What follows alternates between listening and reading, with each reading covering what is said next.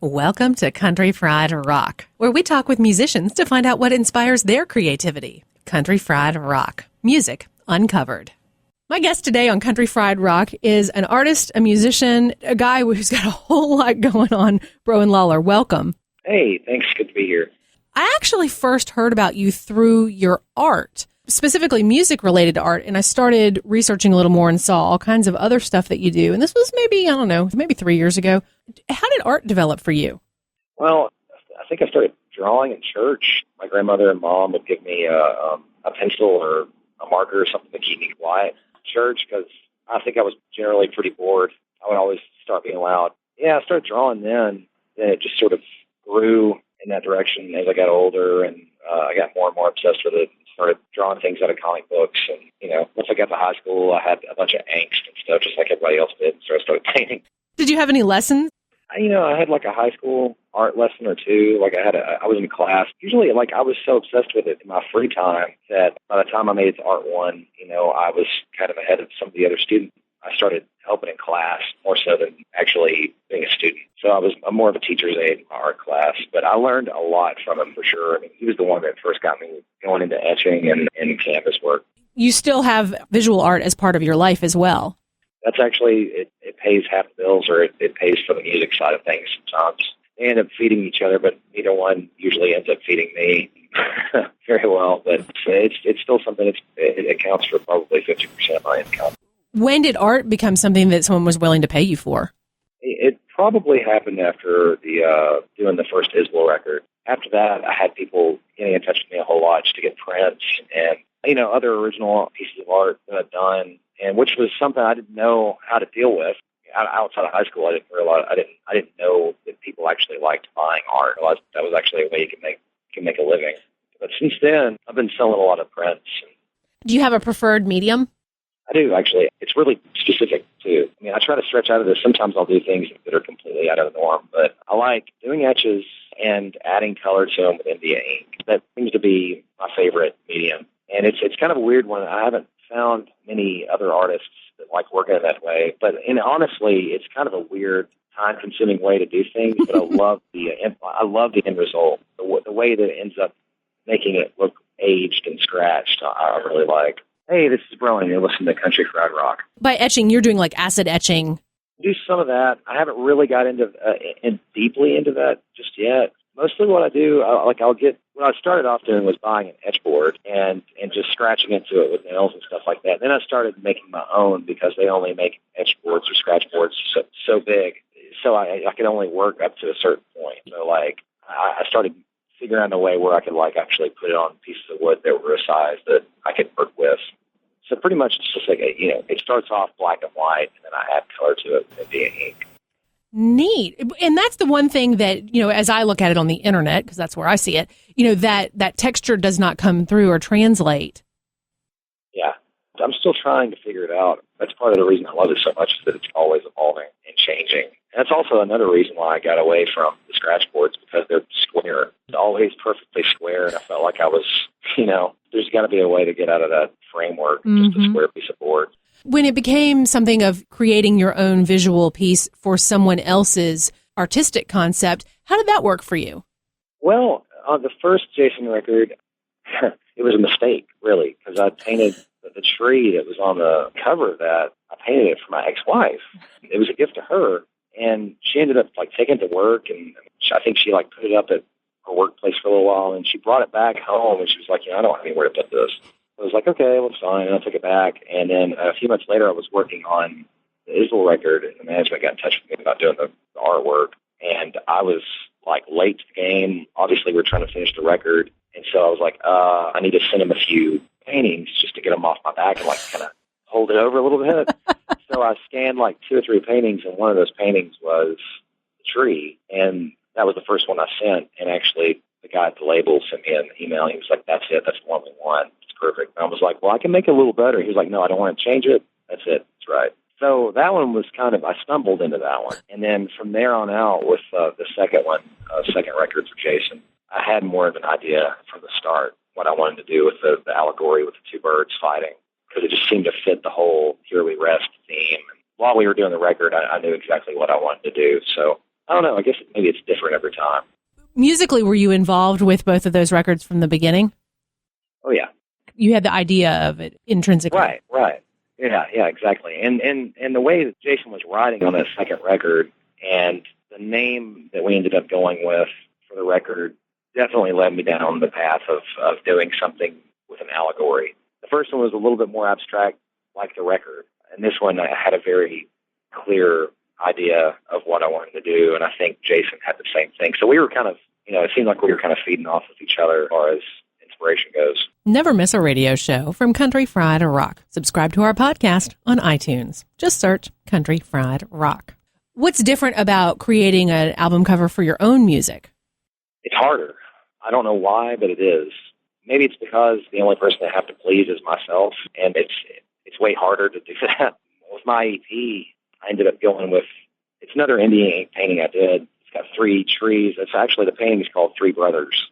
So they're sort of identical trees right in a row. And it just seemed to set the mood of the EP, which was it was a little dark, but with like just a little bit of brightness in the tunnel, So honestly, I'd been doing a lot of painting, and I looked back through all my paintings, and I was like listening to the EP for the 180th time. And I was trying to pick out a painting that just sort of fit with the EP, and that one jumped out at me. Let's jump back then. When did music become part of your life? I don't remember. My whole family plays music, and I was born in East Tennessee, outside of Knoxville. So everybody plays an instrument or 5. So at an early age, like my dad gave me a banjo and a mandolin and stuff, and I started playing. But I don't remember exactly when it was.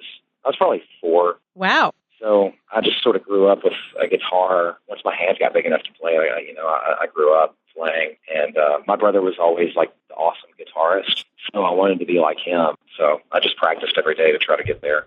What kind of stuff did you play early on like that? There was a lot of gospel and a lot of bluegrass. My dad's a preacher. I was raised in church, and I listened to a lot of that early on. I guess maybe bluegrass was probably the biggest genre around me. What were you hearing? Well, I would hear a lot of like local stuff. Honestly, there wasn't a lot of records being played in my house when I was a kid. But being in Tennessee, there was a lot of really awesome local bluegrass. And my family all played instruments, but it was all bluegrass for the most part. And if it wasn't that, it was just straight gospel. There's a lot of like Earl Scruggs. If I did listen to stuff, it's like what my grandfather was listening to. And, he liked to listen to comedy records. I remember he listened to Red Skelton. And it's weird. It's like, I remember he watched Benny Hill, and that always confused me. I was like, what is going on? So then at some point, you moved towards more secular music. How did that develop? Well, my parents got divorced. I was like 8 years old. And so we moved from Tennessee. My mother met my stepfather. We moved to Atlanta. And then we ultimately moved to Muscle Shoals. Obviously, Muscle Shoals is Muscle Shoals. When I got there, I was always surrounded by really incredible live music. And, I guess my brother he was a big reason why I started listening to rock music. I think one of the first things I heard, like one of the first rock songs I heard was November Rain. And I was like, what is going on? I saw the video, actually. I remember Slash was up on top of the car taking that guitar solo. I was like in a trance. I was like, oh my God, this is insane. It blew my mind. It totally blew it. Then I got into super hard rock. Well, hard rock for me at the time. I got into like Pink Floyd and Metallica and stuff really early on. After that, after I moved to Muscle Shoals, I got into more southern rock and like soul music. Hey, this is Browan Lollar, and I've got an EP out called For the Givers and the Takers, and you can buy that at thisisamericanmusic.com. It's funny. Something about that intersection of southern rock and soul speaks to them differently. Yeah. I mean, it's weird, too, because, sort of the Muscle Shoals thing is at that intersection. That's kind of at the crux of what Shoals music is all about. Memphis had their thing, and Nashville had their thing, but Muscle Shoals was something weird and sort of in between. Like Memphis had Steve Cropper. Muscle Shoals had all these other guitar players. Like usually in the Muscle Shoals sessions, like Memphis had one guitar, and a lot of times, like Muscle Shoals had at least 2, 3. There was more guitar present, and like especially later on, it became like this weird soul, funk, rock kind of mixture. It's just got its own thing. That's totally been established. I mean, I don't know. It took me getting away from the Muscle Shoals, like growing up and sort of getting on the road and touring outside of there to really appreciate it.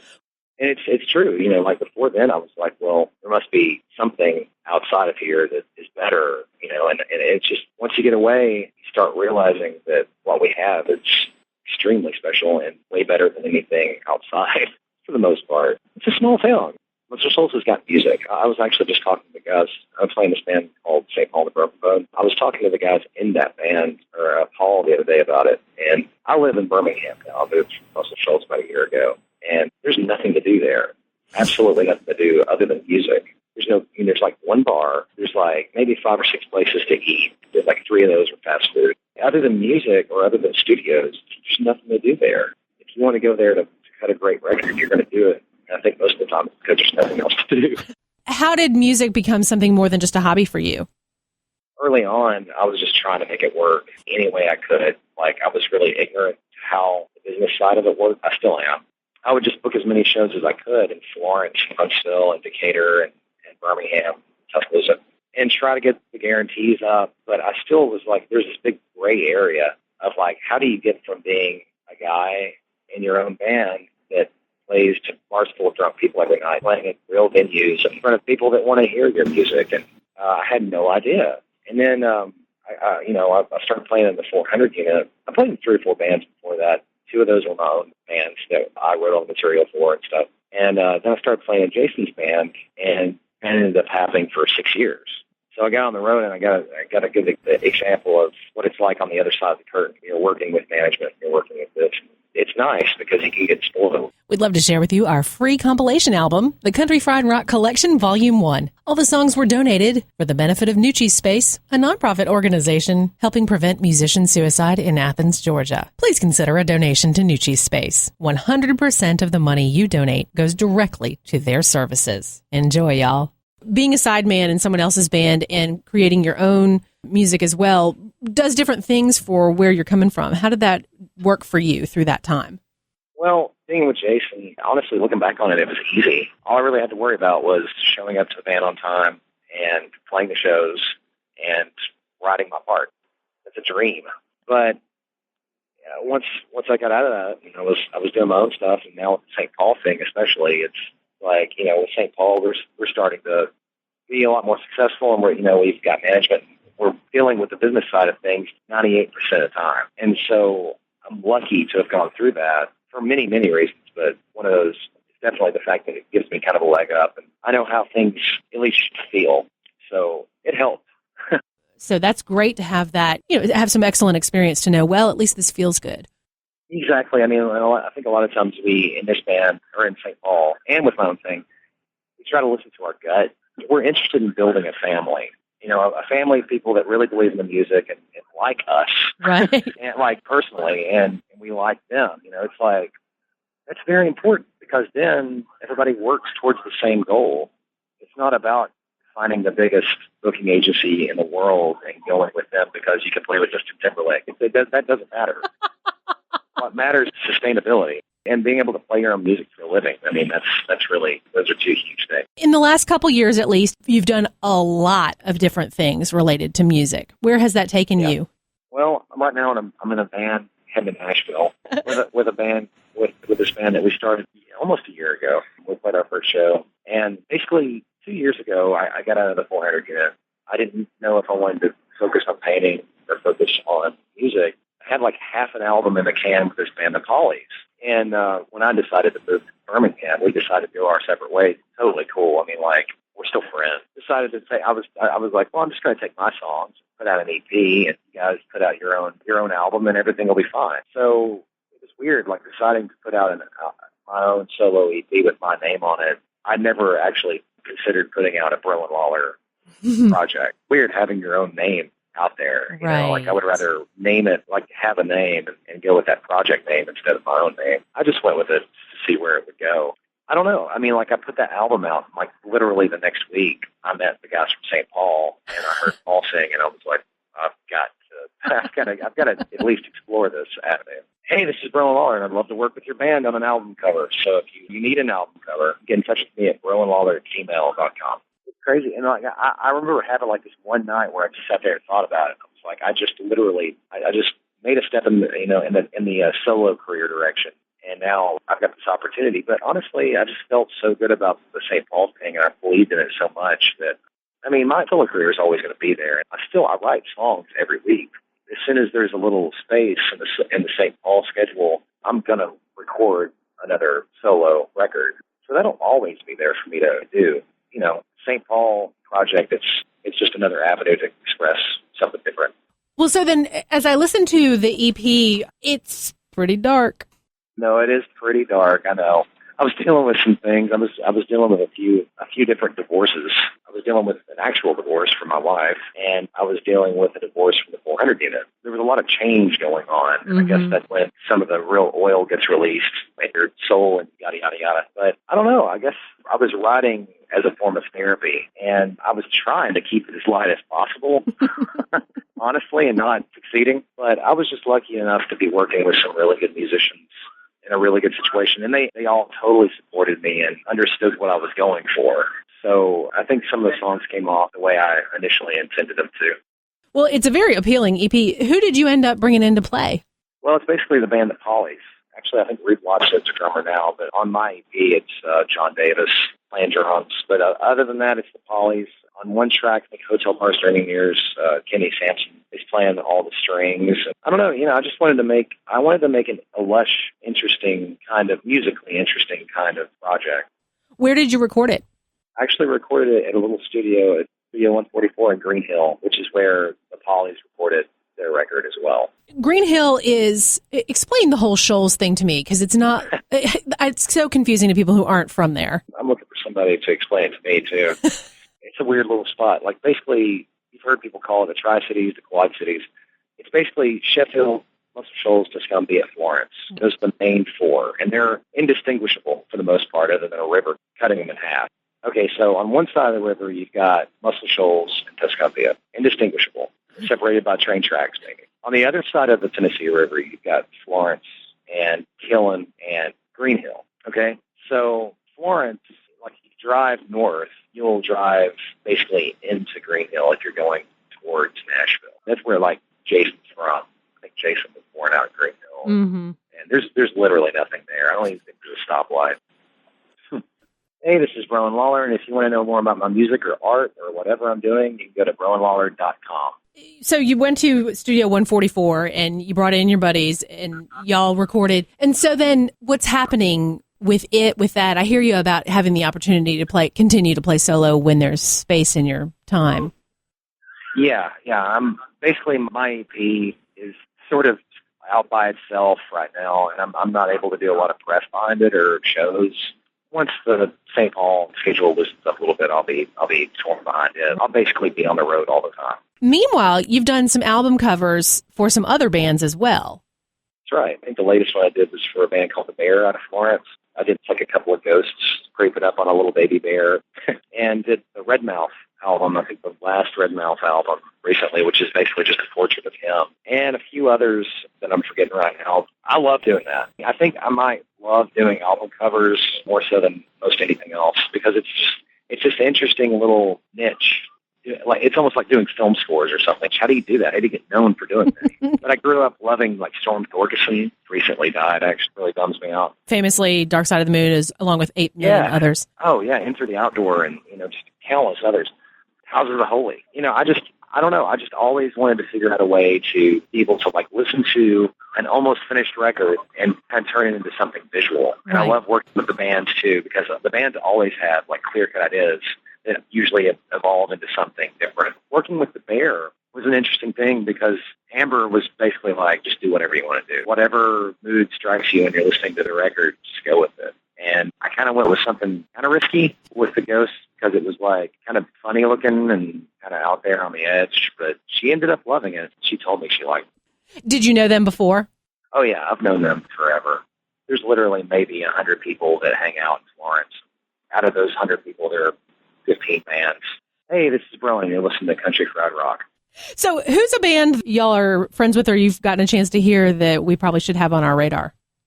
Oh, man, The Bear, for sure. There's Doc Daly and Magnolia Devil. Let me see here. The Piles may or may not have an album yet, but they're really, really good. So John Paul White's little brother has a duo, and they're really good.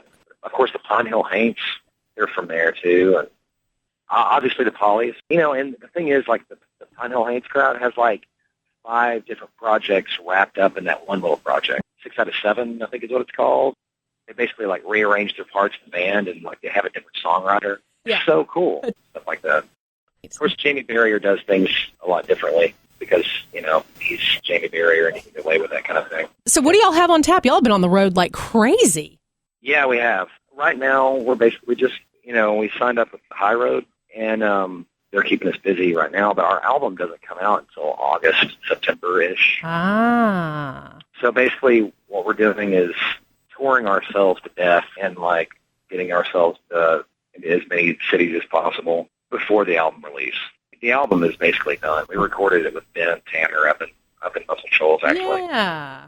It's in the can. We're mixing it next week, I think, and after that it'll be done. But we're just trying to introduce ourselves to a bunch of different cities before we release it. Ben Tanner's a recurring thread in this show. Sure he is.